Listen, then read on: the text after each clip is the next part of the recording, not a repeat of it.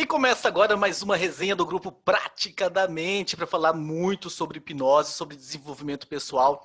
Nós estamos aqui semanalmente levando o melhor deste conteúdo para você, você que faz parte aí do grupo Prática da Mente, seja muito bem-vindo. Você que está nos acompanhando no YouTube, seja muito bem-vindo também. Já lembre-se, né, já que você está aí, de dar o seu like, se inscrever no canal, ativar o sininho, porque esse grupo está crescendo cada vez mais e é muito bem-vindo também tê-lo como assinante.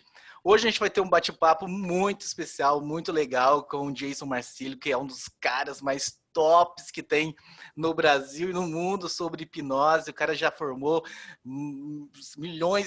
milhares, né? Daqui a pouco, também não vou exagerar Não tanto, vai Jason. exagerar. Cerca de 5 mil alunos Isso. já com certificado. Mas tem um monte de curso, então vai ser um bate-papo muito legal. Vai falar sobre autoterapia. Então aguarda aí, porque vai ser um bate-papo muito interessante.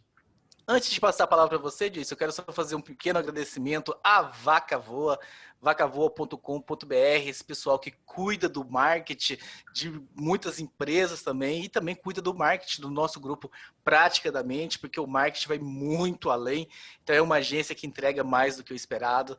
Então, se você de repente está procurando aí um marketing para sua empresa, está começando a começar, entre lá vacavoa.com.br que vocês vão curtir bastante e vão realmente ter um ótimo trabalho. Quem quiser entrar no nosso grupo do WhatsApp, na descrição do vídeo no YouTube, tá aí o link para entrar no grupo do WhatsApp, então cliquem lá, vem para o grupo, onde você vai ser notificado para novas palestras, novos bate-papos, as datas, os convidados. Então é bem legal ter esse grupo, onde a galera também discute bastante sobre hipnose. E agora recebendo você, Jason, seja muito bem-vindo, é um prazer tê-lo aqui com a gente, Muito novamente, obrigado. né? Então, sempre somando. E eu passo agora a palavra para a gente saber mais sobre essa autoterapia. Perfeito, perfeito. Bom, eu vou falar um pouco sobre autoterapia nesse pessoal do Praticadamente, que me convidou para falar sobre autoterapia, porque é uma coisa que muita gente busca, muita gente procura por isso, ou muitas vezes a autoterapia ela é completamente ignorada pelas pessoas que estão começando a fazer trabalhos de hipnose clássica ou, por exemplo, hipnose clínica. Muita gente acredita que não precisa fazer terapia, né? É muito comum pessoas que estão começando na parte da hipnose clínica, na parte da hipnose tradicional, acreditar que não precisa, não, eu estou me sentindo bem, eu tenho um ou outro gatilho, alguma coisa assim, mas isso não me afeta agora, e acaba que o tempo vai passando, e esse tipo de coisa vai atrapalhando ela cada vez mais, né? São coisas que a nossa mente ela precisa ser resolvida, a nossa mente ela precisa se livrar desses gatilhos, né? E com a hipnose ela pode proporcionar isso de uma maneira muito mais fácil, muito mais simples, né?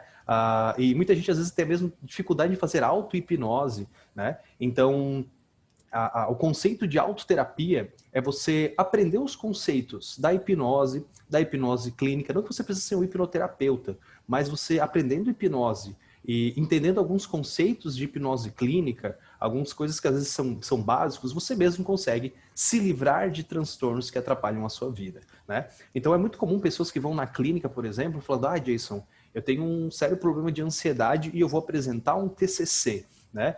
Jason, eu tenho sérios problemas de ansiedade e eu preciso apresentar uma prova, eu preciso fazer, ou seja, fazer coisas, apresentar um trabalho ou fazer uma prova, né? Coisas que tranquilamente com uma autoterapia a pessoa conseguiria se livrar disso, ela conseguia fazer esse tratamento, né? A autoterapia nada mais é do que um processo profundo de autoconhecimento, porque quando a gente fala sobre autoterapia, a pessoa pensa, nossa, terapia é uma coisa de... Tem gente que pensa que terapia é coisa de maluco, né? Não, terapia é coisa de maluco, eu não preciso fazer terapia, ou acredita que sozinho não consegue fazer terapia, eu não consigo me livrar da minha fobia, não consigo me livrar da minha ansiedade, do meu ataque de pânico, ou coisas do gênero. E, na verdade, a terapia nada mais é do que um processo de autoconhecimento. Você vai se entender e, a partir do momento em que você se entende, você consegue se resolver, né? Então é muito comum as pessoas que vêm na clínica falando, Jason, eu não sei o que está me ocasionando esse ataque de pânico. E na verdade ela sabe o que é, ela só não parou e colocou isso no papel, do tipo, em que momento que eu tenho esse ataque de pânico? né? O que que é isso que me causa esse ataque de pânico? É um gatilho que eu sinto? É quando eu sinto um sentimento? É quando eu vou fazer alguma coisa e isso acaba me atrapalhando, né? Então, normalmente a pessoa só segue a vida dela. Oh, não, é assim mesmo, eu vou seguir adiante, tudo bem que eu tô tendo ataque de pânico, às vezes ela começa a tomar um remédio, né? E ela não entende que o processo de autoterapia, ele pode ser feito, né? E é um processo que é até mais simples do que a gente imagina, né? Algo que são básicos quando a pessoa começa a trabalhar com auto-hipnose, né? Se trabalhar com auto-hipnose, primeiramente, o ato de fazer auto-hipnose já é sensacional para a vida da pessoa, né?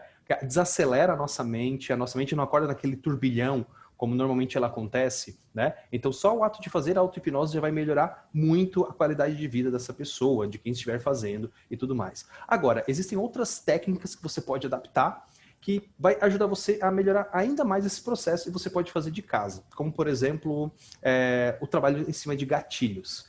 Eu costumo dizer que gatilhos é uma das coisas mais importantes que a gente tem num processo terapêutico e muita gente ignora, muita gente deixa de lado.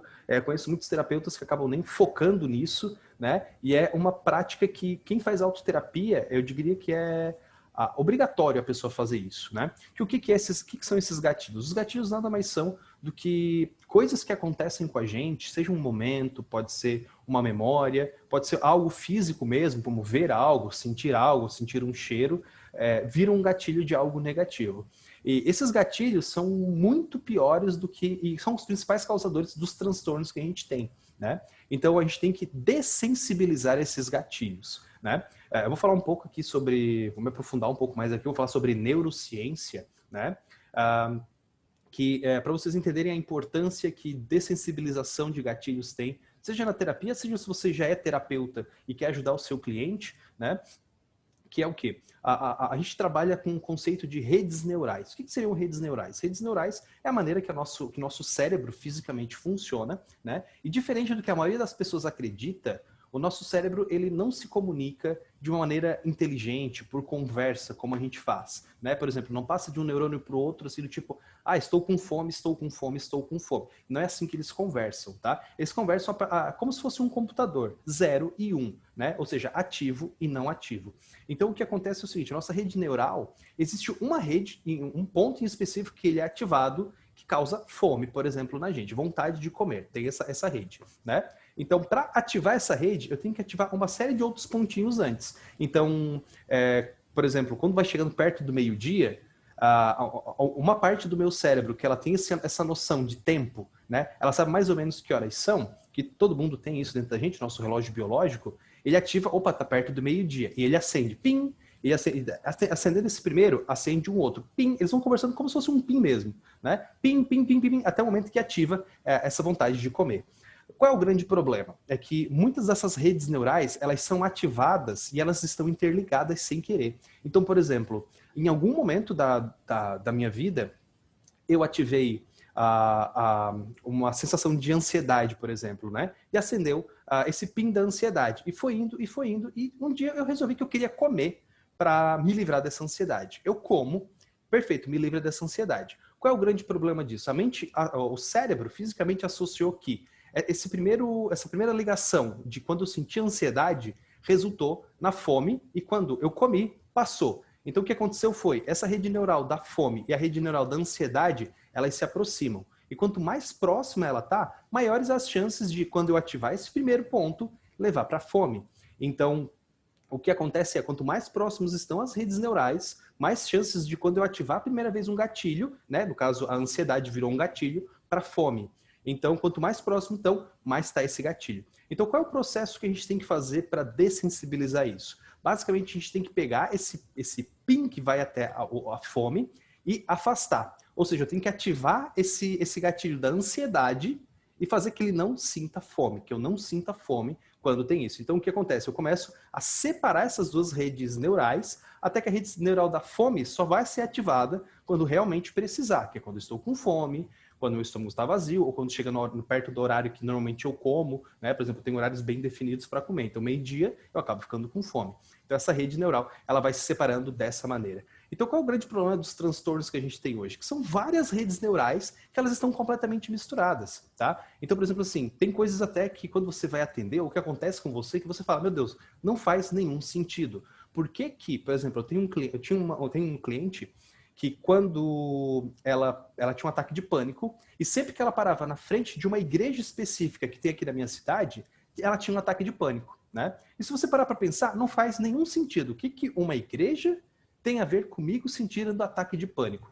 Por quê? Realmente não faz sentido nenhum, mas a mente fez esse tipo de associação. Toda vez que ela vê essa igreja, a mente dela vai ativando aquela rede neural até chegar no ponto final, que é ela ter um ataque de pânico. Então, qual é o processo que a gente faz aqui? É de dessensibilização, tá? O que é isso? A gente começa a ativar o gatilho dela e não permite que ela tenha o resultado final. Ou seja, a gente ativa ela estar na frente da igreja, mas faz ela se sentir bem, se sentir calma, se sentir tranquila. O que a gente está fazendo nesse momento, quando a gente faz esse tipo de dessensibilização? A gente pega, ativa o gatilho, que ele vai para o ataque de pânico. Ativa o gatilho, ataque de pânico. O que eu faço através da hipnose com muita facilidade? Ativo o gatilho, só que eu faço ela se sentir bem. Então, ativo o gatilho, faço ela se sentir bem. O que isso acontece? Essas redes neurais, elas começam a se aproximar e essa rede neural do ataque de pânico, ela começa a se afastar cada vez mais, certo? Então, só através de dessensibilização de gatilhos, eu consigo livrar uma pessoa do ataque de pânico, tá? Por quê? Porque se eu tirar todos os gatilhos que ativam essa rede neural do ataque de pânico continua existindo, só que ela não pode ser acessada, ela está completamente isolada. E ela vai ficar bem afastada, tá? Então, tem como a gente dessensibilizar essa rede neural em específico? Tem, existem outras técnicas, como por exemplo, regressão de memória, para você acessar essa rede neural através da regressão de memória. Não que a regressão de memória seja uma técnica muito diferente de dessensibilização. O resultado final é a mesma coisa, essa rede vai ser dessensibilizada também. A única diferença é que numa regressão de memória, por exemplo, você ativa essa rede neural de maneira muito mais forte, muito mais intensa, porque tem sentimentos muito mais fortes envolvidos nessa rede neural, né? Então, por isso que a gente acaba tendo um resultado muito mais, não diria eficaz, mas muito mais rápido quando a gente faz um processo de regressão e tem essa dessensibilização. Mas se você pegar e olhar o cérebro fisicamente, basicamente o que está acontecendo é uma dessensibilização de redes neurais. Não importa se você está fazendo dessensibilização sistemática, se você está fazendo regressão de memória, se você está fazendo um enfrentamento dissociativo, não importa a técnica que você faz. No final, o resultado é sempre o mesmo, a dessensibilização das redes neurais, né? Então, voltando aqui agora, como que a gente pode aplicar isso na autoterapia? Você consegue, através da autoterapia, por exemplo, fazer processos de dessensibilização de gatilho. Então você consegue chegar e, por exemplo, assim, putz, Jason, eu tenho um grande problema com ataque de pânico, né? E toda vez que eu vou tomar um café, eu tenho um ataque de pânico e eu parei de tomar café. Como que eu faço, então, para voltar a ter o hábito de tomar café sem que eu tenha ataque de pânico? Né? Então, através da auto-hipnose, né, você entrando nesse estado, você consegue se imaginar tomando café e ativar talvez uma âncora, certo? Então, por exemplo, assim, toda vez que eu faço uma figa, eu me sinto muito bem. Toda vez que eu faço uma figa, eu lembro do melhor dia da minha vida, sabendo que nada que possa acontecer comigo nessa sensação, né, naquele dia, nada de ruim que acontecesse ia sumir com a sensação que eu tenho. Então você ancora essa sensação boa, por exemplo, em fazer uma figa com o dedo. Então quando você vai se imaginar entrando nesse processo, você vai, putz, toda vez que eu tomo café eu tenho ataque de pânico. Você se imagina tomando café e no momento que você vai tomar o café, você ativa aquela âncora. E você toma. O que você está fazendo aqui agora? Você está associando um gatilho a uma rede neural, certo? Essa aqui é a rede neural, esse aqui é o gatilho, o café é o gatilho. Então você está fazendo o quê? Afastando a rede neural ruim e aproximando a rede neural boa, tá? Eu vou até fazer um parênteses aqui agora, que uma coisa que acontece muito com clientes, e talvez possa acontecer com você também, de a pessoa assim, vou botar à prova se está funcionando ou não a minha dessensibilização, né? E o que ela faz? Em vez de ela simplesmente, vou tomar um café e vou me sentir bem, ela toma o café e fica, eu vou sentir esse ataque de pânico. Será que eu consigo sentir um ataque de pânico? E ela fica tentando trazer. Vai conseguir? Com certeza vai, tá? Por quê? Porque essa rede neural, apesar de estar dessensibilizada, ela ainda está muito afastada, né? Ela está muito próxima. Então você vai conseguir tranquilamente ativar ela de novo. Então tem muito cliente que para mim que chega assim e fala, Jason, eu fiz o processo, deu tudo certo, Mas teve um dia que eu comecei, será que tá funcionando mesmo? Será que tá? E ela começou a pensar naquilo, tudo aquilo de ruim que ela costumava sentir e veio tudo de novo. Ela falou, nossa, veio tudo de novo e tudo mais, será que funcionou? Eu falei, claro que funcionou, mas não significa que nunca mais você vai sentir desconforto, vai sentir ansiedade, você vai continuar, você é um ser humano normal, né? Você não vai virar um robô depois do processo terapêutico. Então, o ideal é que você, quando está fazendo principalmente um processo de autoterapia, você confie que está funcionando e não tente buscar o negócio ruim que estava te atrapalhando, né? Então, você conseguindo fazer isso, você vai afastando cada vez mais essa rede neural negativa e aproximando a rede neural positiva, né? E daí, depois de um tempo, sim, daqui a alguns meses, quando você já está acostumado, você já até esqueceu que você tinha esse transtorno, aí quando você tentar acessar, você não consegue mais, né? Mas a principal dica para um processo de autoterapia é começar pelos gatilhos. E por que os gatilhos são tão importantes? Porque eles vão te ajudar num processo de autoconhecimento. Por que você vai ter esse processo de autoconhecimento? Porque uma coisa comum que acontece na gente, a gente fala, eu tenho tal problema. Mas a gente nunca para e fala assim, por exemplo, eu tenho ansiedade. A gente nunca para e pensa assim, ok, eu tenho ansiedade. Em que momentos da minha vida eu tenho ansiedade? Quando eu vou para a faculdade, quando eu vou para o meu trabalho. Tá, ok. O que eu sinto que me causa essa ansiedade? O que eu penso antes que está me causando essa ansiedade? Por que eu estou pensando, putz, que raiva que eu tenho de ir para o meu trabalho? E é isso que está me causando ansiedade. Então, a partir daí, você consegue descobrir, putz, eu detesto o meu emprego. E é por isso que eu sinto ansiedade quando eu vou para ele, né? Então, como é que eu posso resolver isso? A gente resolve de duas maneiras, né? A primeira é a mais clássica que todo mundo fala, que é se demite e procura um outro emprego, né? Mas a gente sabe que nem todo mundo consegue fazer isso, né? Principalmente agora com a pandemia. O segundo passo que a gente trabalha é o passo de aceitação, né? Que basicamente consiste no seguinte, olha, eu posso ficar muito ansioso, eu posso ficar muito irritado, ou eu posso me sentir muito bem. Não importa qual dos dois eu me sinta, eu ainda tenho que trabalhar, certo? Então fica a minha escolha. O que eu escolho? Eu prefiro ficar muito irritado e ter que trabalhar, ou me sentir muito bem e ter que trabalhar, né? Bom, eu prefiro me sentir bem e ter que trabalhar, porque trabalhar não vai mudar. Eu preciso trabalhar aquilo. Então é um trabalho de aceitação. Eu preciso aceitar que a minha condição não vai mudar e que se essa minha condição não vai mudar, eu preciso mudar a maneira que eu interpreto ela. Claro, teoricamente é muito fácil a gente falar isso, né? Na prática é um pouco mais difícil, né? Mas isso é possível, tá? Até tem um pouco mais cedo a gente estava conversando com os gestores, eu estava comentando sobre uma pessoa que me inspira muito, que é o Dr. Calvin Banian, que ele é um hipnoterapeuta dos Estados Unidos, e ele criou um processo terapêutico, não seria um processo terapêutico, mas um trabalho de ressignificação, que a gente chama de, que eu traduzi para o Brasil como tabela NCS, que basicamente é uma tabela onde você trabalha com nome, causa e solução, tá? Esse é um processo terapêutico que você pode fazer com você mesmo e basicamente consiste em você analisar as coisas. Eu uso isso para tratar meus clientes, mas muitas vezes eu uso para tratar a mim mesmo, né?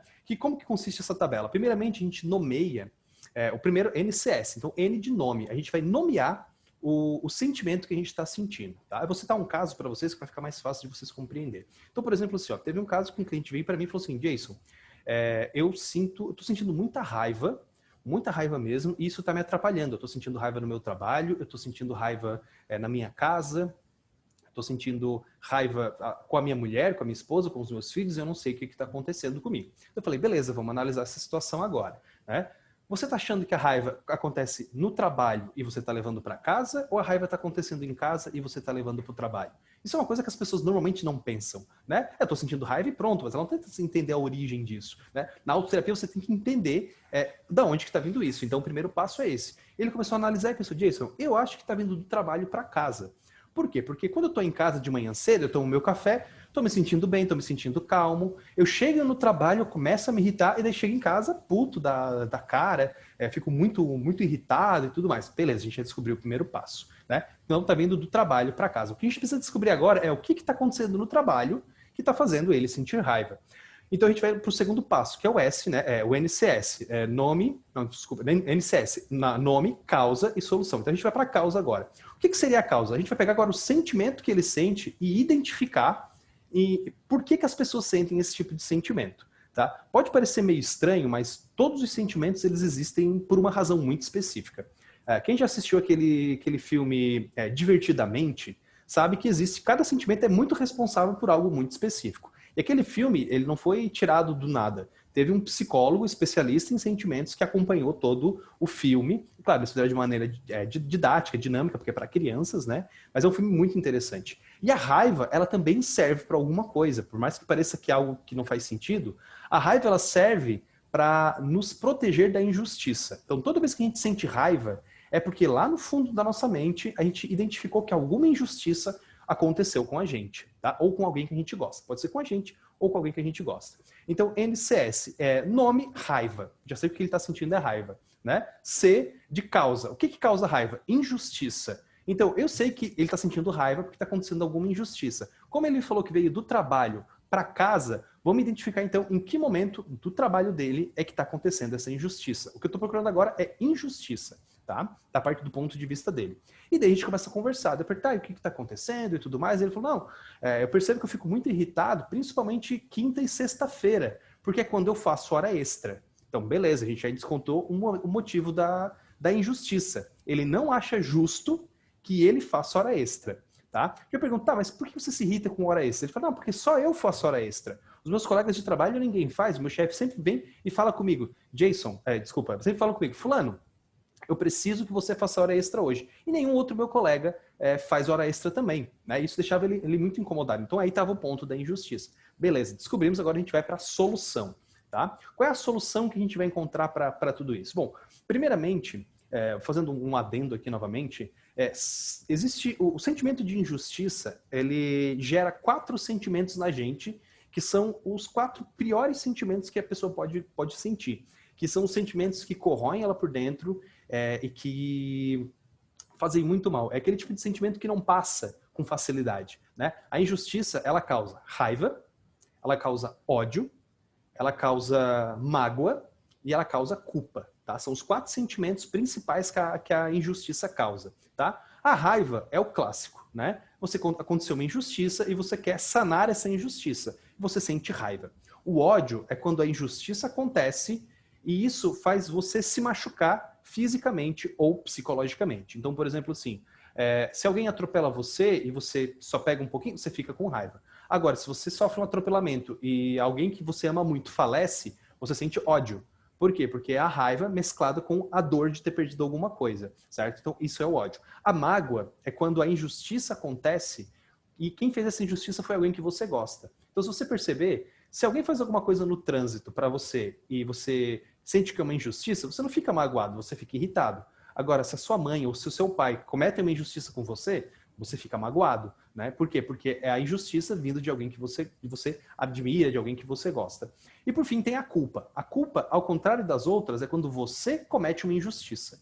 Então, quando você sente culpa de alguma coisa, significa que você sente que você não está sendo justo com alguém que você gosta, com uma outra pessoa, pode ser até mesmo com um desconhecido. Né? Isso é muito importante focar, frisar, porque muita gente sente culpa de coisas que ela não merece sentir culpa. Ou seja, muita gente sente culpa de injustiças que elas não cometeram. Por exemplo, uma coisa que é muito comum acontecer é a pessoa dizer assim, putz, eu me sinto culpada por ter nascido. Porque quando eu nasci, comecei a atrapalhar os meus pais, eles começaram a se brigar e uma série de coisas. A pessoa sente culpa por ter nascido. Só que culpa é uma injustiça, certo? Então, ela não pode ter cometido uma injustiça de nascer porque ninguém pede para nascer, certo? Então, quando a pessoa começa a entender isso, putz, eu não pedi para nascer, eles me tiveram, seja por acidente ou porque eles quiseram ter um filho, não é culpa minha. Eles estavam fazendo sexo porque eles queriam fazer sexo, certo? Então, ela consegue entender isso. Então, ela entende que o sentimento que ela está sentindo não é de culpa, mas talvez é um sentimento de se sentir negligenciada, certo? Então, quando a gente consegue mudar isso, aí ela já entende, ela para de se corroer com aquela culpa que ela tinha, fala, putz, não é culpa minha, eu estou sendo negligenciada pelos meus pais, né? Então, apesar de não ser, não troquei um sentimento ruim por um bom, eu troquei um ruim por um ruim. Só que é muito melhor ela se sentir negligenciada, porque ela consegue dar a volta por cima, do que ela sentir culpa de algo que ela não tem culpa, que ela nunca vai conseguir resolver, porque como é que você vai resolver uma injustiça que você não cometeu, uma injustiça que não existe? Né? Então, é muito importante a gente entender cada um dos sentimentos. Inclusive, o Dr. Calvin Banion, ele tem um livro que só tem em inglês, mas um aluno meu traduziu para português, que se chama A Linguagem Secreta dos Sentimentos.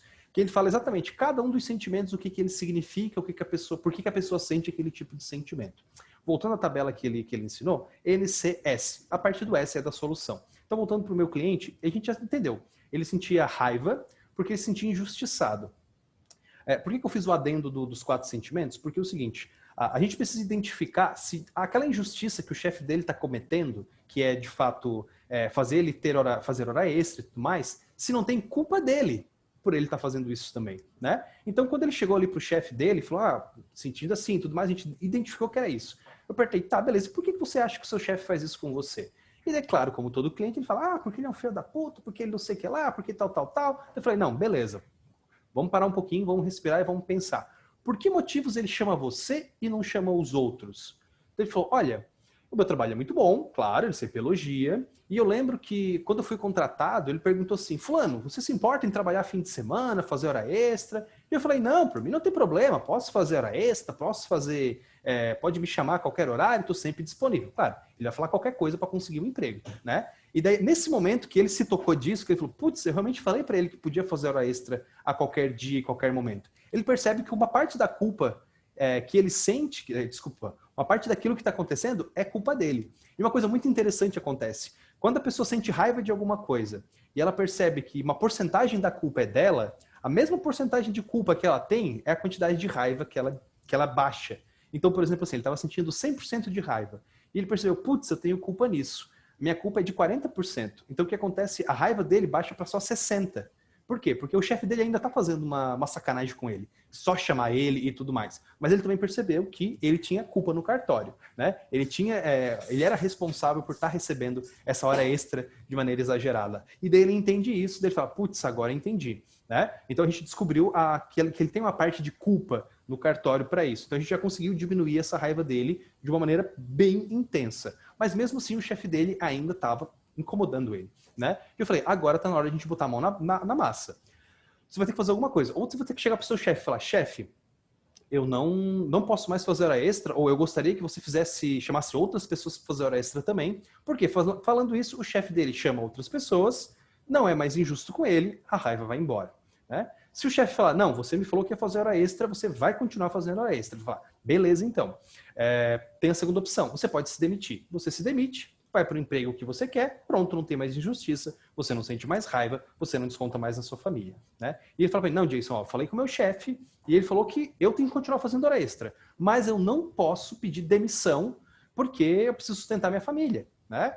Eu falei, tudo bem, então, você continua com o emprego e o seu chefe não modificou aquilo que era o que estava te causando raiva. Você tem uma opção. Você vai ou continua trabalhando e sente raiva, porque você tem que continuar trabalhando, ou você entende que é assim que vai acontecer, porque você tem uma parte de culpa nisso, e o seu chefe também pode ser um cuzão, mas você vai ter que fazer isso aqui, e você pode se sentir muito bem, super tranquilo e continuar trabalhando. Ou seja, ele percebe que está na mão dele o poder de se sentir bem ou se sentir mal. Porque não importa como ele se sinta, ele ainda vai ter que trabalhar, né? Então aí a partir daí está nas mãos dele o poder de como que você quer se sentir. Você quer se sentir bem ou você quer se sentir mal passando por essa situação, né? Então a gente não consegue perceber que a gente tem esse poder de se sentir bem passando por uma situação em específico, né? Mas tudo isso só consegue ser feito se a gente se quebrar todo o nosso pensamento, todo entender quais são os gatilhos que a gente tem, quais são os sentimentos que a gente tem. E é muito engraçado porque, falando para vocês agora, parece algo muito simples, né? Mas não, a pessoa quando ela chegou para mim, ela estava tão desesperada, ela estava com a mente tão atazanada, tão confusa, que ela simplesmente não sabia de nada. Ela não sabia o que estava acontecendo. Ela só sabia, meu Deus, a minha vida é raiva, raiva, raiva, raiva, e eu não sei mais como lidar com isso. E daí que a gente descobriu que era só porque o chefe dele estava fazendo ele ter hora extra. Conscientemente, ele não tinha noção disso, né? Mas inconscientemente, a mente dele se incomodava com o ato de ele fazer hora extra. A gente fez esse processo, a gente utilizou pouquíssimo de hipnose, foi muita conversa mesmo para ele se entender. Ele se entendendo isso, ele falou, Jason, a raiva foi embora, tá? Consegui entender que o motivo que meu chefe fez isso, eu entendi que eu tenho uma parte de culpa no cartório e como eu não posso pedir demissão agora, eu aceitei a minha situação, vou falar, beleza, eu vou continuar fazendo hora extra, não vou perder a minha família por isso, eu não vou perder minha sanidade, eu não vou perder meu sentimento, meu descanso de fim de semana, só porque o meu chefe está me obrigando a fazer hora extra. Não vale a pena perder a minha vida com esse sentimento negativo. E o sentimento foi completamente embora. Tá? Então, assim, tem muitas técnicas bacanas que a gente consegue fazer tratar pessoas ou até tratar nós mesmos, né, através da hipnose, com técnicas simples. Basicamente, qualquer processo terapêutico é um trabalho de autoconhecimento. Você se conhece, você dessensibiliza uma ou outra coisa que você precisa resolver e você consegue se livrar daquilo que incomoda você, né? Você pode fazer isso tanto sozinho, quanto você pode fazer com o auxílio de um profissional, né? Como é comum, por exemplo, as pessoas fazerem vídeos de auto-hipnose no YouTube. Eu quero dormir, mas eu não consigo entrar em transe e falar, vou dormir agora, pum, e apagar. Eu preciso botar um áudio e ser guiado para isso, né? Quando a gente é guiado para as coisas, a gente aumenta muito mais o leque de possibilidades, porque é muito difícil a gente se autossugestionar, né? A gente consegue até um nível, algumas pessoas conseguem mais, outras pessoas conseguem menos. Por exemplo, algumas pessoas conseguem alucinar com auto-hipnose. Eu conheci uma pessoa que ele era sensacional. Ele ia comer, ele falou, Jason, desde que eu conheci hipnose, eu nunca mais tomei refrigerante, porque eu só pego um copo de água, fecho os olhos, respiro fundo, quando eu olho, ele vira Coca-Cola, e eu tomo, e ele sente o gás, ele sente o sabor, ele sente tudo, e é água, sabe? Todo mundo consegue fazer isso? Não, não é todo mundo. Ele tem uma sugestionabilidade altíssima, né? Tanto é que você não precisa hipnotizar ele, você só estala os dedos e ele entra em transe. É um dos caras mais incríveis que eu vi de entrando em transe até hoje. E outras pessoas já têm mais dificuldade, como por exemplo eu. Eu sou uma pessoa que tem extrema dificuldade de fazer auto-hipnose e de aceitar sugestões, né? Não é porque eu sou bloqueado nem nada, é porque a minha mente ela funciona de uma maneira diferente. Ela é menos visual e mais sinestésica.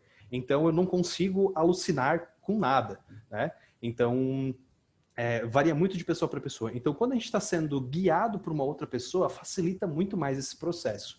E existem maneiras também seguras de você fazer processos complexos, como, por exemplo, processos de ressignificação de memória, que é uma coisa muito pessoal e você precisa, normalmente, de um terapeuta do seu lado para te ajudar a dar as ferramentas. Existem algumas técnicas que são levemente mais genéricas, mas você consegue aplicar através de um áudio induzido, né? Seja uma meditação, seja uma auto-hipnose induzida, e você pode, a partir daí, revisitar memórias e ressignificar elas de uma maneira muito mais profunda.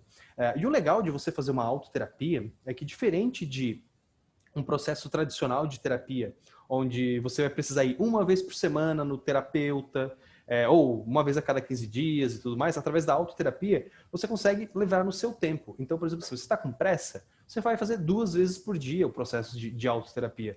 Você não está com tanta pressa, vai fazer 2 vezes por semana, uma vez por semana, ou tipo assim, você fez durante um mês, você se sentiu bem, passou alguns meses, alguns anos, alguma coisa aconteceu que te incomodou, você pode ir lá e refazer esse processo novamente. Então, tá nas nossas mãos o processo de terapia, né? E ele, quando você se entende e quando você entende como a mente funciona, fica muito fácil de você resolver esse tipo de situação, né? Tem que ter paciência, tem que ter aquele conhecimento inicial, mas depois disso você vira o mestre da sua mente, que é, querendo ou não, o que a gente que começa a trabalhar com hipnose, que começa a gostar de hipnose, é isso que a gente quer, né? A gente quer saber como controlar a nossa própria mente, como utilizar a mente dos outros para entreter eles, para ajudar eles. A gente quer usar o nosso potencial total da nossa mente, né? E nada melhor do que você se conhecer, você conhecer sua própria mente, ver as suas limitações, ver os seus gatilhos e tudo mais,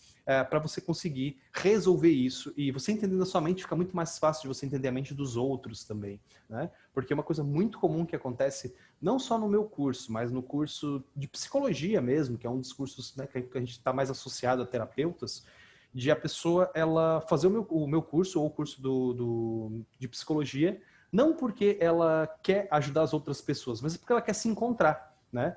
E não faz muito sentido. Muita gente fala assim, Jason, eu estou fazendo esse curso aqui porque eu tenho tal problema e eu estou fazendo esse curso para tentar entender esse problema que eu tenho, né? Não faz muito sentido, porque você não vai... meu carro quebrou, vou fazer um curso de mecânica para arrumar o meu carro? Não, eu vou lá e arrumo, levo num mecânico, né? Então as pessoas que têm, tipo, estou tentando me encontrar, elas não devem fazer cursos, elas devem fazer o processo terapêutico, né? Entrar em contato com o terapeuta ou se autoconhecer, fazer uma autoterapia e a partir daí sim, gostei disso, gostei desse mundo, quero começar a ajudar outras pessoas. E a partir daí ela começa a ajudar outras pessoas, né? Então a gente precisa começar a se resolver por dentro para quando chegar no momento certo você conseguir ajudar outras pessoas. Até porque para quem é hipnoterapeuta principalmente, É um trabalho que depois de um tempo vai te demandar um exercício mental muito grande, vai te dar um cansaço mental muito grande, e dependendo dos casos que vão acontecer, eles vão te prejudicar profundamente, né? O que eu quero dizer com isso? Por exemplo, assim, ó, eu tenho uma filha de 5 anos, que vai fazer 5 anos agora, tá? Um tempo atrás, eu fui atender uma pessoa que ela tinha fibromialgia. E o resultado foi excelente. A gente fez uma sessão com ela e as dores foram embora por completo, tá? Só que qual foi o grande problema para mim? É que o que estava ocasionando a fibromialgia nela era uma série de coisas ruins que foram acontecendo na vida dela. Uma das coisas ruins que aconteceram na vida dela foi ela perder um filho, tá? Então, ela perdeu esse filho e é muito interessante, principalmente quando a gente trabalha com hipnose, porque quando você está fazendo, por exemplo, eu trabalho com hipnose regressiva, ela estava num processo de regressão de memória e ela me descreveu com muitos detalhes como que o filho dela, como ela encontrou o filho dela de 3 anos de idade falecido. E a minha filha tinha 1 ano e meio, 2, pouca coisa de diferença. E é muito interessante quando a pessoa começa a te descrever uma história, porque quando ela fala, o meu filho está no quarto, eu estou olhando na cama e o meu filho não se mexe. O meu filho, ele tá azul. Eu toco nele e o meu filho, ele tá muito gelado e eu percebo que ele tá morto. É impossível você ouvir essa conversa, né, essa explicação, no momento em que a pessoa tá chorando muito, inclusive, e não imaginar que é o seu filho ali, né? A gente não consegue separar esse tipo de coisa. Você fica com o coração na mão também. Então acaba acontecendo uma série de coisas assim. Então ali, eu lembro que nesse dia ela abriu os olhos. Era uma senhorinha, ela me abraçou bem forte e falou, nossa, eu nunca me senti tão bem na minha vida, né? O que era irônico, porque aquele dia foi o dia que eu mais me senti mal num processo terapêutico. Eu lembro que ela foi embora rindo, ela me abraçou e tudo mais, foi embora, e eu fui embora chorando. Eram 15 minutos da minha clínica até a minha casa, eu fui chorando 15 minutos da minha clínica até a minha casa. Eu lembro que era horário de almoço, eu falei para minha esposa, olha, tô sem fome nenhuma, não consigo fazer nada. Fui pro quarto, dormi, né, para me recuperar disso. E o grande problema principalmente para quem vai trabalhar com terapia de maneira profissional, é que existe uma coisa chamada a lei de Vupol. É tipo a lei de Murphy, que não existe nenhuma comprovação que isso existe, que não faz nenhum sentido, mas que ela sempre acontece. A lei de Vupol, ela diz que se você tratar um caso muito específico que você nunca tratou antes, esse mesmo caso vai se repetir nas próximas semanas, não tendo nenhum vínculo um com o outro. Dito e feito, foi exatamente isso. Eu nunca tinha atendido uma pessoa que tinha perdido o filho. Nesse mesmo mês, eu atendi mais 5 pessoas que tinham perdido o filho, tá? Só no mesmo mês. Foi um atrás do outro. E não foi indicação nem nada, foi pessoas completamente aleatórias. E isso começou a me acumular uma série de coisas internas, e depois de um tempo eu comecei a ter uma neura que a minha filha ia morrer. Porque eu estava atendendo um monte de casos de crianças e tudo mais, e eu não conseguia mais dormir direito, eu ficava olhando ela no berço dela, eu acordava durante a noite para ver se ela estava respirando, coisas que, tipo, eu nunca tinha tido antes, né? Então, a partir dali eu comecei a perceber, opa, eu tô tendo um problema, eu preciso fazer terapia, voltar a fazer terapia. E aí eu comecei a fazer todo um processo, eu pratico mais a autoterapia do que a terapia tradicional, né? Então eu comecei a fazer um processo de autoterapia, comecei a entender o que estava acontecendo, e eu comecei a entender que, na verdade, eu estava absorvendo essas histórias, né? E eu me senti muito mal por causa disso. Então, a terapia, ela é muito importante. E a autoterapia, ela é possível. Eu trabalho com autoterapia, né? Tanto autoterapia seja como eu normalmente estou explicando aqui para vocês, né? Quando eu ensino, às vezes, um aluno ou um cliente a passar por isso, quanto autoterapia alternativa, como, por exemplo, a ayahuasca. A ayahuasca é um processo terapêutico muito legal, muito bacana. A ayahuasca não é para todo mundo, obviamente, se você tiver algum problema mais sério não é indicado, mas se você tá com a sua saúde mental em dia e tudo mais e precisa fazer esse processo terapêutico, eu indico muito, é uma ferramenta de autoconhecimento muito bacana, ela é religiosa, né? Você precisa ir num terreno relacionado a isso, né? Normalmente seja uma religião ou seja um espaço que eles administram isso, mas é um processo muito interessante e muito semelhante ao processo hipnótico, né? Então quem aí nunca passou por um processo terapêutico hipnótico e tudo mais, e tem interesse, tem curiosidade de passar por uma forma bem intensa, a ayahuasca também auxilia bastante nesse processo, tá? Bom, eu acredito que seja mais ou menos isso que eu gostaria de falar sobre autoterapia, principalmente a importância que o processo terapêutico tem, seja para quem é terapeuta, seja para quem está começando agora, para quem quer entrar no mundo. Muita gente acredita que a terapia serve eu tenho um problema e eu preciso resolver com terapia, né? E terapia não serve só para isso, a terapia também serve para manter a sua saúde mental. Eu tenho uma saúde mental boa, né? Você quer continuar assim? Então você precisa fazer terapia para continuar com essa saúde mental em dia, para conseguir fazer esse processo, para conseguir continuar com essa sua mente sadia, porque diferente do que as pessoas acreditam, não é assim, acordei hoje com um ataque de pânico. Não, ele começa devagar. Você não vai percebendo, um processo depressivo também. Você não simplesmente acorda um dia e fala, estou com depressão. Mas um dia você acorda um pouco mais desanimado, você começa a perceber que você quer ficar mais na cama, você vai percebendo que os ambientes escuros são mais aconchegantes do que os ambientes claros, e quando você percebe, você está afundado, depois de 3, 4 meses, num processo, você fala, putz, estou com depressão, mas quando você vê, já é tarde demais. Se você faz um processo de terapia, não. Você começa a perceber isso, você já consegue tratar e você vai mantendo essa saúde mental, tá? Bom, eu creio que o que eu tenho para falar agora no nosso tempo seria basicamente isso. Estou aberto a perguntas, tudo mais que o pessoal queira falar. Eu posso falar sobre, interagir um pouco mais sobre algum ponto que eu possa ter falado ou alguma outra dúvida. Fico aberto aqui a conversas, porque eu não... quem é meu aluno e principalmente num curso presencial ou às vezes nas minhas lives sabe que eu não escondo nada, assim, sabe? Eu não sou dessa vibe do tipo, não, quer saber isso? Só no meu curso você vai descobrir. Não, eu não costumo falar isso. Eu falo tudo mesmo. Eu gosto de passar informação, porque eu acredito que o pessoal que vai, tipo assim, Jason, você não vai vender curso se você contar tudo para todo mundo. Muito pelo contrário, se as pessoas saberem que eu conheço, né, o meu conhecimento, elas vão falar, putz, quero aprender com esse cara, né? E realmente eu estudo muito, gosto de passar a informação mais clara e mais científica possível, né? Eu evito muito mesmo trabalhar com coisas que sejam muito místicas e tudo mais, então eu me orgulho bastante disso, né? Então por isso que a gente sempre acaba mantendo isso. Então se alguém tiver uma interação, alguma dúvida, alguma coisa assim relacionada a qualquer coisa, pra gente dando uma conversada aí, não sei como é que a gente continua aqui nesse papo, mas tá bem bacana.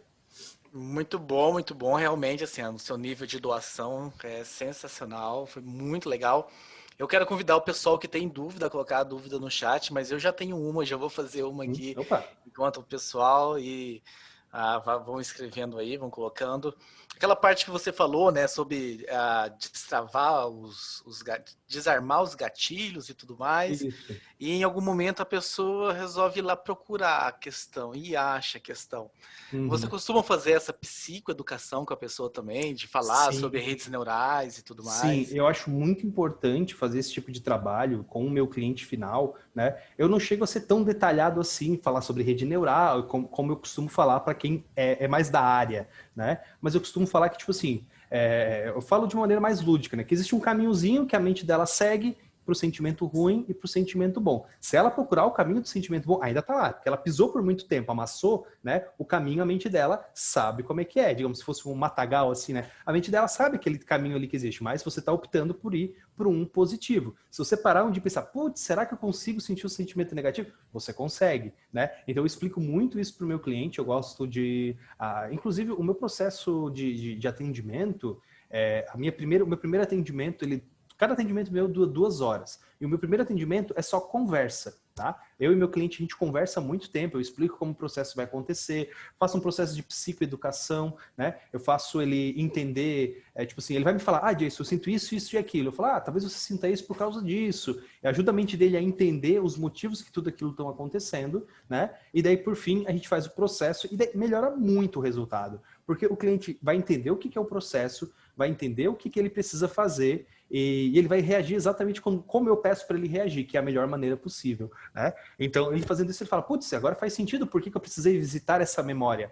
Porque essa memória me desenvolveu tal coisa e hoje eu sinto esse sentimento, né? Por quê? Porque eu me senti inseguro nessa memória. Então, deixando de me sentir inseguro aqui, eu volto a me sentir melhor. Então, essa psicoeducação, eu diria que é quase tão importante quanto o processo terapêutico que você executa com o seu cliente. É por isso que eu tenho 2 horas só conversando com o meu cliente. Na verdade, é 1h45 conversando com o meu cliente e 15 minutos de fazer uma hipnose ali para ele aprofundar, sentir como é essa sensação e voltar para a próxima sessão, que daí o pau come e a gente fica 2 horas lá no fundo da mente dele, cavocando e buscando, e é um trabalho que eu gosto muito de fazer, sabe? De poder visitar, fuçar, entender e encontrar o motivo daquilo. A gente não trabalha... Muita gente não tem essa visão, mas eu tenho muito uma visão mais de investigador do que de fato de terapeuta, sabe? De ir lá e descobrir, buscar. Então é bem legal, mas eu acho muito importante processo de psicoeducação que a gente faz antes, que, nossa, ajuda muito no resultado, muito mesmo. É bem legal. Muito bom, muito bom. Quero saber, assim, da Lilian, do próprio, do Ed, se alguém tem alguma pergunta para colocar aí também. Eu gostaria de fazer um comentário e, de repente, uma pergunta.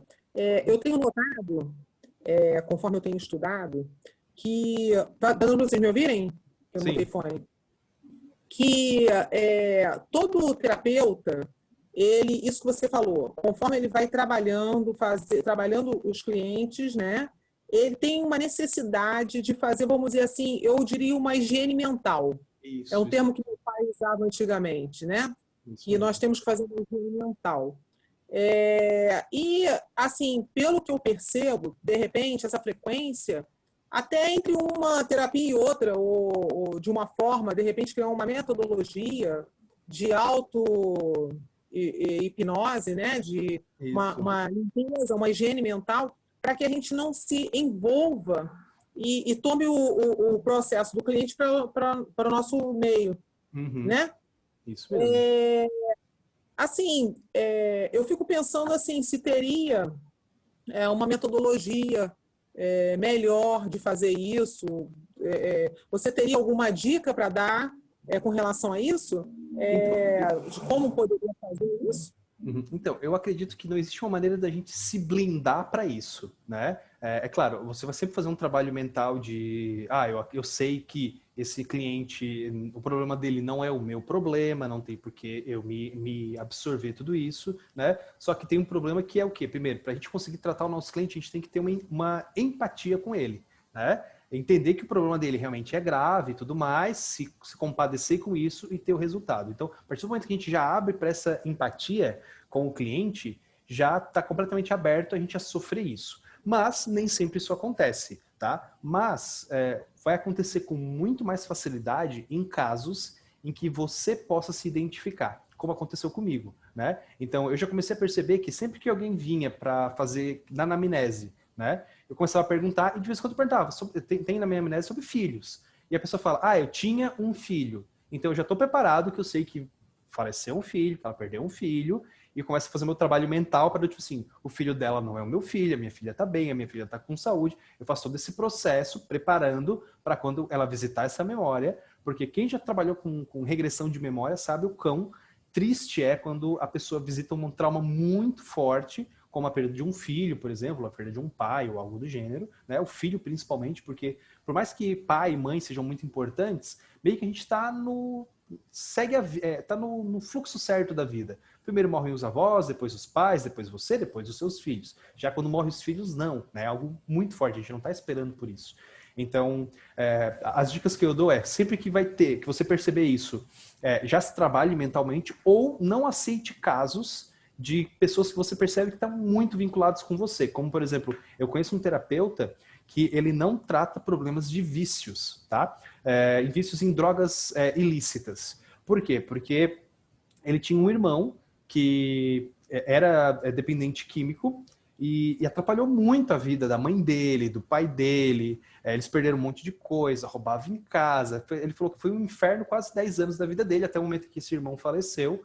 E dele fala que não adianta, sempre que chega alguém na frente dele, sente, eu sou usuário de cocaína, eu sou usuário de crack, alguma coisa assim, todo aquele ódio que ele sente pelo irmão dele vem no momento e ele não consegue controlar, né? Então ele fala, olha, em vez de eu sei que eu não vou conseguir ajudar esse cliente porque eu sinto tanta raiva que ali com essa identificação, que às vezes nem é uma coisa muito forte, mas eu sei que no momento que ele estiver descrevendo situações e coisas assim, eu não vou conseguir resolver porque eu vou estar tipo, putz, por que você está fazendo isso com a sua mãe? Putz, por que você está fazendo isso com o seu pai? Apesar de ele entender que aquela pessoa está sendo, como é que eu posso dizer, coordenada, né? Ela está sendo manipulada pela droga, pela fissura e tudo mais, que não é uma coisa assim que ele está conscientemente fazendo aquilo, ele está realmente num processo neurológico completamente afetado, né?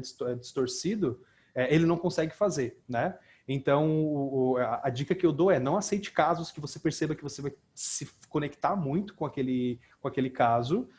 Caso você fale, não, ok, dá para eu trabalhar mesmo assim, fazer esse trabalho mental antes, que ele é muito importante. A gente pensa que é só parar, fechar os olhos e imaginar, eu atendendo o cliente, me sentindo bem, e tal. Isso não funciona, isso é muito fraco. Na verdade, funciona muito bem, né? Porque a nossa mente não sabe diferenciar verdade de mentira, real de imaginário, né? Para nossa mente, tudo está acontecendo. É o nosso racional que consegue diferenciar se isso é verdade ou se eu estou imaginando. Então, se eu me imaginar fazendo aquilo e tudo mais, o que eu estou dizendo para minha mente é, toda vez que eu for tratar esse cliente, eu vou me sentir bem. Porque quando eu imaginei isso, eu imaginei eu me sentindo bem, né? Porque o oposto também acontece. Que, por exemplo, assim, você vai num lugar que você sabe que vai ser muito ruim. Como, por exemplo, os meus clientes vêm para mim e falam assim, Jason, eu vou apresentar um TCC. Eu falo, como é que você se imagina apresentando esse TCC? Ele fala, nossa, eu imagino eu gaguejando, eu imagino eu suando frio, eu imagino... Assim, claro, olha só como é que a sua mente já está te preparando para isso, né? Então, assim, a partir do momento que ele consegue, não, eu estou me imaginando calmo, eu estou me imaginando tranquilo, eu estou imaginando errando,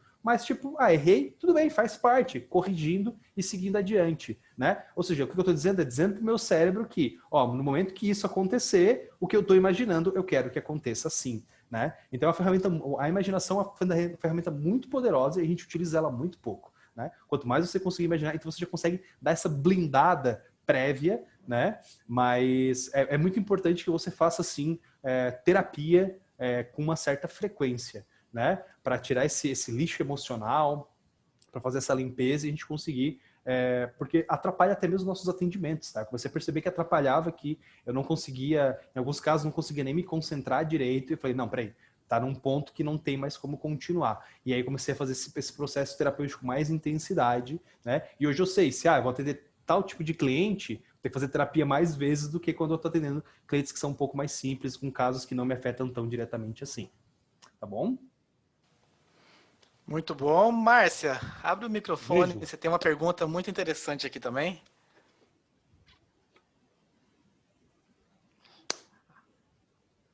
Quem é que vai falar? A Márcia. E não estamos te ouvindo, Márcia. Eu vou fazer a pergunta para você, então. A pergunta que você colocou aqui. Ela perguntou o seguinte, Jason. E quando a pessoa não tem coragem de ir direto ao assunto, fica rodando, tem como chegar na causa e criar uma confiança no cliente? Então, eu imagino que ela esteja falando no pre-talk, né? Naquela Na conversa. anamnese, talvez. Isso, na anamnese, isso.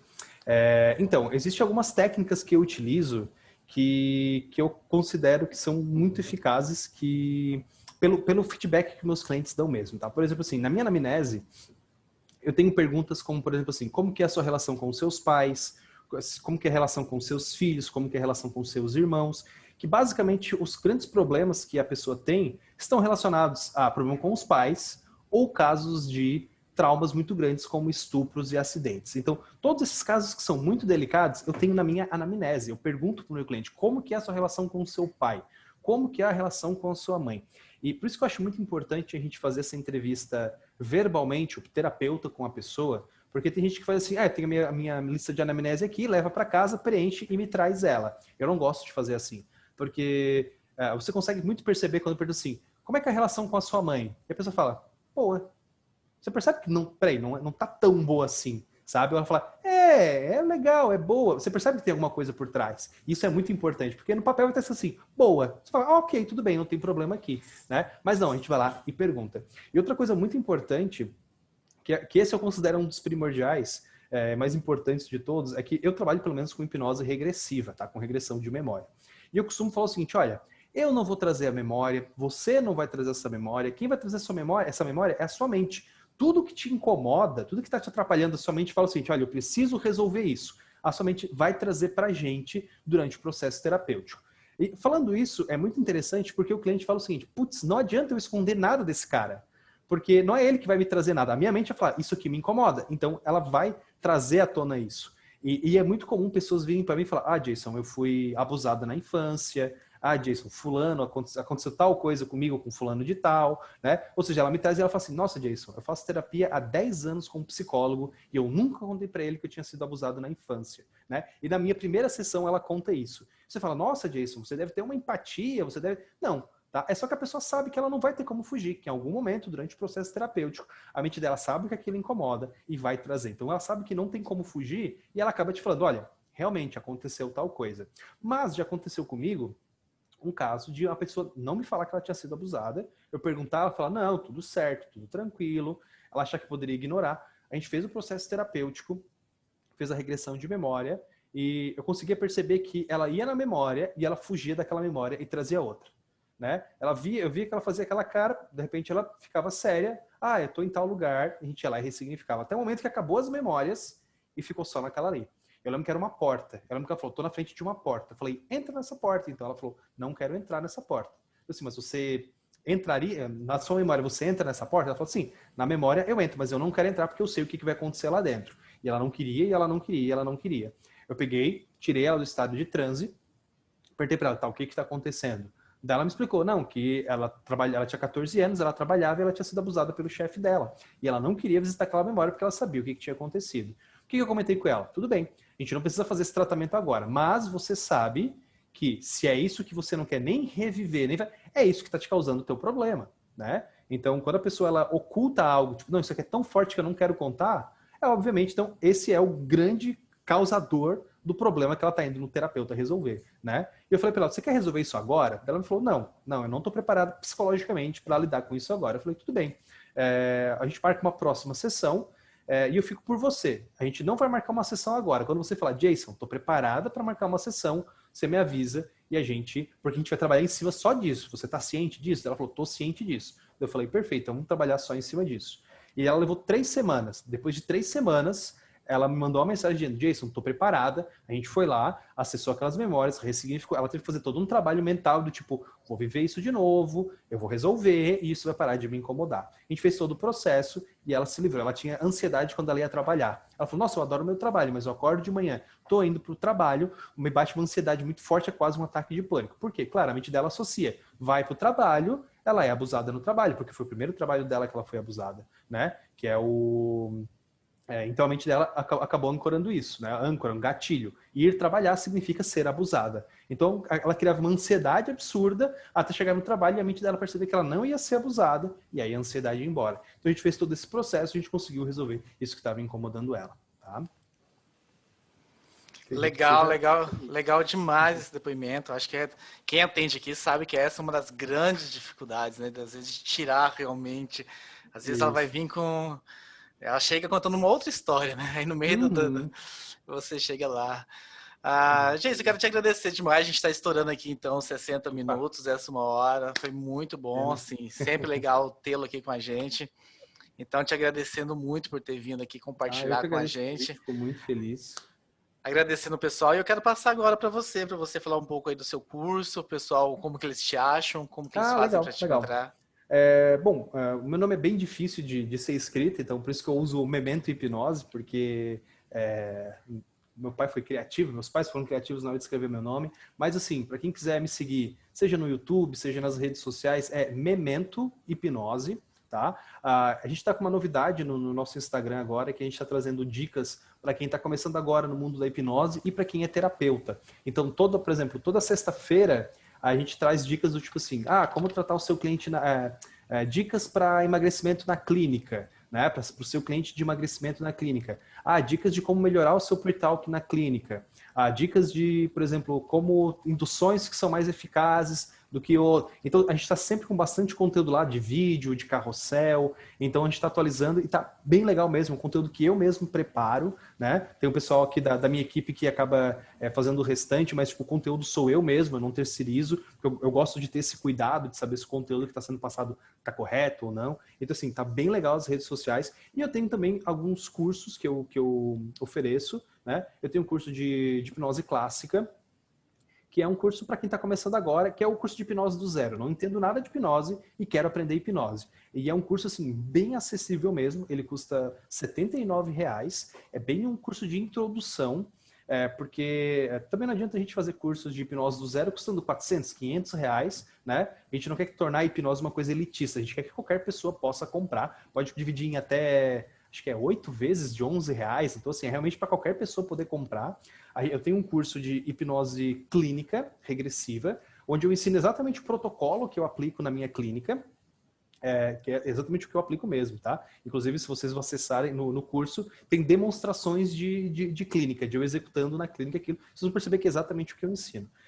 Ele está com promoção da quarentena, ele está por R$ 497, tá? Pagamento único, ou você pode parcelar também, tudo mais, mas não é uma mensalidade. Você paga isso, você tem acesso. Tem 2 lives mensais que a gente está desenvolvendo a partir de agora. Uma live com convidado e uma live de consultoria, que é só comigo, fazendo estudo de caso. São, acho que, certificação de 30 horas que a gente tem nesse certificado, porque a gente está adicionando novos casos, estudos de casos e coisas assim. E tem também o meu curso de autoterapia, que é um curso que o lançamento dele está sendo agora, tá? A gente está fazendo agora em setembro, estamos lançando os módulos ainda, que basicamente é o que eu expliquei aqui para vocês, né? A gente tem o primeiro módulo, que é o Paulo que explica, o Paulo é um psicólogo, que ele faz esse trabalho de psicoeducação, para a pessoa entender o pensamento dela, que gera sentimento, as crenças limitantes, tudo isso. Aí explica para a pessoa entender, tipo, putz, então é isso que está acontecendo comigo. A gente tem um módulo só de auto-hipnose, onde você vai ter várias técnicas de auto-hipnose, desculpa, fugiu a palavra aqui, peraí que está vindo. Guiada, isso, auto-hipnose guiada, tá? Onde você vai conseguir entrar nesse estado, você vai ter gatilhos para ter essa facilidade, e os outros módulos são processos exclusivamente terapêuticos. A gente tem um módulo que é terapia universal, onde você vai fazer protocolos que são parecidos com terapia de perdão, terapia de regressão de memória, só que não exatamente assim, né, mas adaptado para isso. E depois a gente tem módulos focados em cada transtorno. Eu quero emagrecer, tem um módulo só de emagrecimento. Eu quero ter um ataque de pânico, tem um módulo só para aquilo. E daí também tem o professor Derley, que o professor Derley, ele faz PNL, né? Eu não trabalho com PNL, ele faz PNL, e daí a gente usa técnicas também. Então vai estar tudo mesclado ali, vai ter uma técnica de hipnose exclusiva, tem uma técnica de PNL mesclada. Então, assim, realmente para a pessoa ter horas e horas de processo terapêutico que ela pode fazer nesse curso. E esse curso está com um valor bem bom. Ele em si está R$ 520, mas a gente está com um valor de desconto agora que ele fica por 280, tá? Ou seja, basicamente é menos do que uma sessão de hipnose presencial, e você consegue ter esse curso de autoterapia para sempre que te incomodar, alguma coisa assim, você pode ir lá, refazer ele, e ele foi pensado não para ser como um remédio que te ajuda mas realmente para ir lá na causa, resolver e você não ter mais esse tipo de problema. A gente pegou as técnicas que mais são eficazes para a gente na clínica e adaptou para um processo guiado através da internet. Então, assim, o resultado é muito legal mesmo, o material que a gente desenvolveu está bem, bem bacana mesmo. E eu acho que é isso. Tá mudo, acho. Opa, tava no mudo aqui. Tava mudo. Eu tava falando aqui, maravilha, agora é correr lá todo mundo e comprar, isso. Porque o preço tá maravilhoso, tá aproveitar essa oferta aí. Eu só esqueci de passar o site para quem quer conhecer mais, assim, as coisas escoladehipnose.com.br, tá? Daí lá tem os cursos. Bem mais fácil que esse seu nome, né? Bem mais fácil que o meu nome, exatamente. Escola de hipnose fica bem genérico, mas bem fácil de entender. Então é isso, pessoal. Vamos correr lá, vamos comprar. O pessoal que está no YouTube aí, corram lá também assistindo a gente no YouTube. Lá a gente tem bastante visualização também. E é isso, gente. Muito obrigado pela sua disponibilidade. Agradeço a todos que estavam aqui presentes. Encerrando, então, mais a resenha do Prática da Mente. Obrigado, pessoal. Tchau, tchau.